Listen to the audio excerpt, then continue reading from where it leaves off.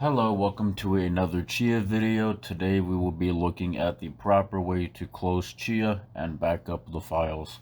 So if we have CLI open, we would want to insert the command to properly close Chia, chia.exe space stop space all. And what this is going to do is it's going to close all the running services. So the wallet, the nodes, the node table, the full node, Time Lord if that's open. GUI, we would just be pressing the X button to close. And do keep in mind, depending on your system, this can take just a little bit of time, but not too long. Now for Windows, we do want to double check that everything is indeed closed, so we can send the Control-Alt-Delete, Task Manager, and over here, if Chia is open, we'd see it on the top here, which it looks like it's not. And then we just want to double check some of the services. So there may be like a stop Chia, start wallet, start full node. And I do not see any of that stuff right here. So we should be good to go. The reason why we do want to have it completely stopped is because if we do have it running, it can cause corruption if we drag and drop the copies, or it could just cause some type of issues which we'll encounter, which will lead to the files not copying over correctly. Now that we have the Chia app completely closed, you can put this on like an external drive. I'm just going to slap it on my desktop because I got a 4TB SSD, but just make like a folder called Chia Backup, and we'll go ahead and double click that to open. And now we need to navigate to the .chia folder. So if you remember, local disk C, users, my name is Troll, but yours is going to be yours. And then we'll go to .chia and the mainnet folder. So there's two main things that we want to back up with Chia.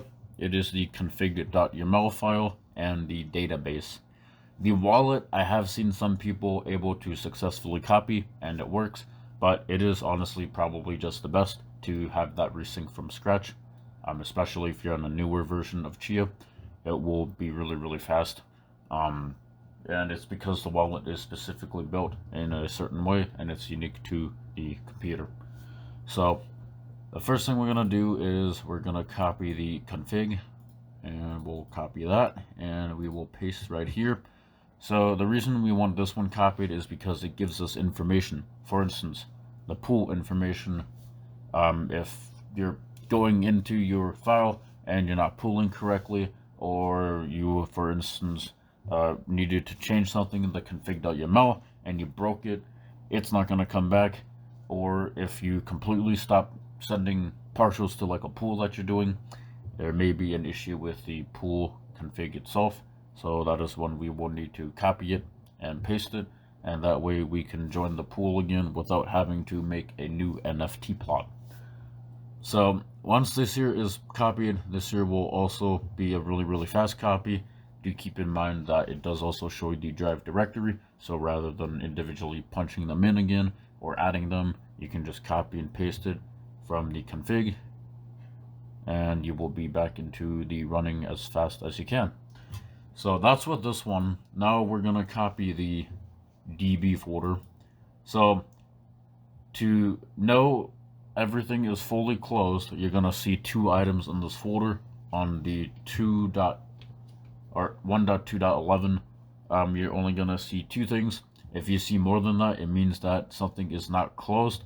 So you may want to reboot the computer, or you might want to go through Task Manager and sift through the files that may be related with Chia. Like I said, typically it's going to be like start full node, start farmer, start wallet, all that stuff. So right here, as you see, 81 gig file.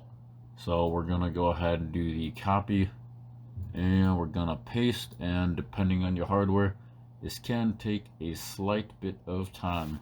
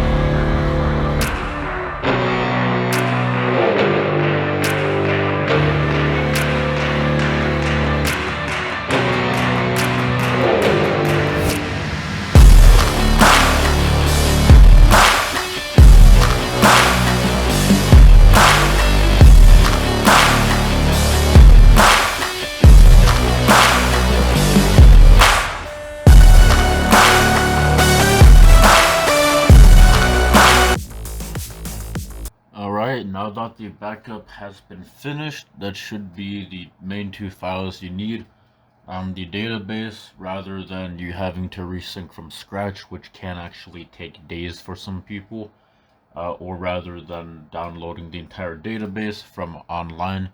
Some places might be unsecure, there might be some viruses in the file itself. You can actually have a backup of your own, and this here will almost guarantee that the file is safe. And there is another thing that you can do, which I'll show you here, but you can go into the .wallet and copy this file right here.